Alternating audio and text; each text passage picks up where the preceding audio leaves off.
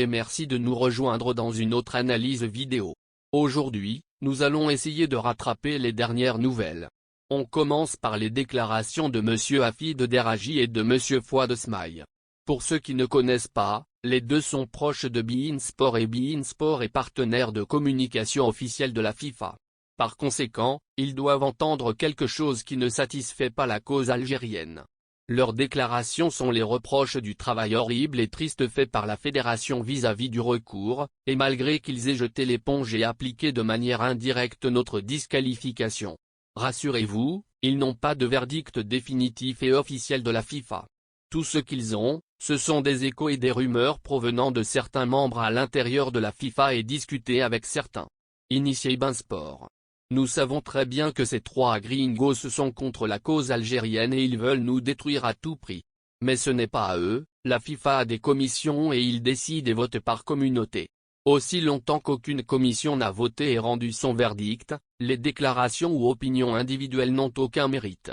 Donc tout ce que dit Infantino, Collina ou Busaka n'est pas contraignant jusqu'à ce qu'un communiqué officiel sorte de la commission de discipline ou d'éthique concernant notre recours. La plupart des sources pensent que notre recours a été étudié en profondeur, mais aucune décision finale n'a encore été prise.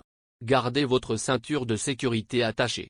Parlons maintenant de la corruption d'Infantino et de ses atouts. Et plus particulièrement de Cédric Remoun, procureur suisse suspecté d'intervention dans l'affaire d'abus d'autorité de Gianni Infantino. Cédric Remoun a été entendu vendredi en qualité de prévenu dans l'affaire impliquant le président de la FIFA Gianni Infantino. Il y a une procédure pénale en Suisse contre Gianni Infantino pour incitation à l'abus d'autorité, violation du secret de fonction et action pénale. Cédric Remoun alors qu'il était en charge de l'enquête visant Sepp Blatter et Michel Platini, il avait des entretiens secrets avec le président de la FIFA, ce qui est abus de pouvoir et violation de la loi. La justice suisse a déterminé que l'accusé Cédric Remoun ment et qu'il sera bientôt reconnu coupable, tout comme Infantino. Passons maintenant à un autre corrompu et escroc. Samuel Eto'o. One All Sport a officiellement dévoilé les tout premiers maillots et équipements destinés aux sélections nationales de football. L'avocat Christian Beaumont-Timban dit surpris par cette mise en vente. Il demande l'interpellation du président de la FECAFOOT. Selon l'avocat, cette affaire est une grosse arnaque. L'avocat a dit: l'équipementier ne commence pas par vendre les maillots et produits dérivés comme on le voit déjà faire cette société nébuleuse, écran, sans siège social, avec pour seule référence un site internet et des adresses de domiciliation dans des hôtels à Londres et à Singapour. Cette affaire est une grosse arnaque. C'est l'affaire personnelle de qui on sait. Il utilise juste le site internet de ce vendeur d'équipements en ligne filou lui aussi pour placer les équipements et autres produits dérivés. Plus grave, il fait préfinancer la fabrication des maillots par les supporters, les fait confectionner en Chine ou en Thaïlande. Dans un pays sérieux, on l'aurait déjà interpellé.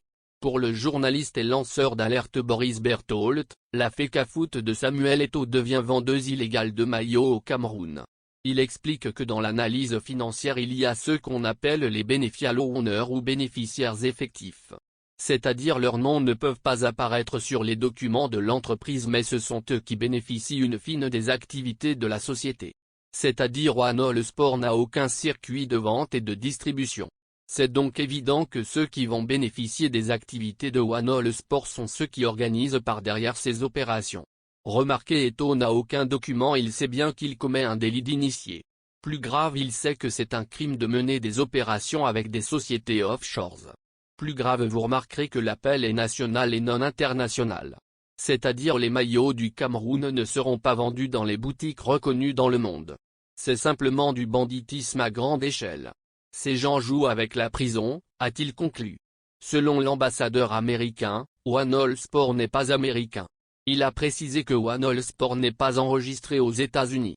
Il n'a aucune connaissance de la société ayant des liens avec les États-Unis. One All Sport est une société offshore qui utilise une main-d'œuvre asiatique bon marché, évite les impôts et blanchit de l'argent.